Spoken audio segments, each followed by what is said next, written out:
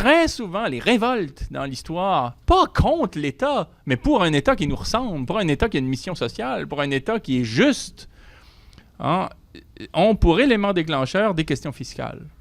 Et quand les peuples s'intéressent à la fiscalité, ça veut dire qu'on est à l'aube d'un soulèvement et d'une révolte. Est-ce que vous pensez qu'on est à l'aube? Oui. Oui? Ouais, je pense que le fruit est mûr, les gens en ont assez. Mais vraiment. Et ça a l'air de rien, hein, mais c'est les eaux dormantes. Hein.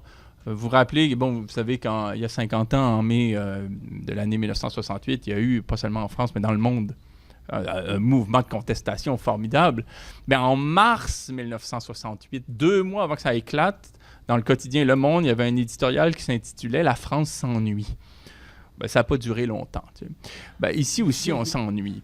On s'ennuie, puis, mais il y a les mouvements profonds dans les fonds marins sous les eaux étales. Hein, pendant qu'on a l'impression qu'on s'ennuie, la colère gronde.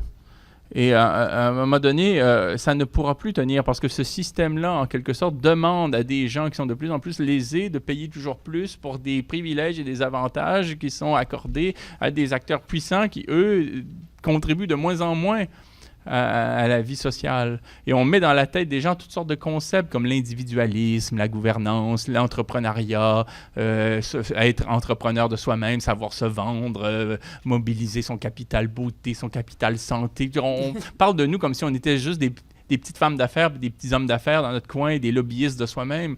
À un moment donné, on va se rappeler qu'on vit ensemble et qu'on a intérêt à s'organiser ensemble parce que tant qu'on est morcelés comme des petits individus en concurrence les uns contre les autres, on s'affaiblit.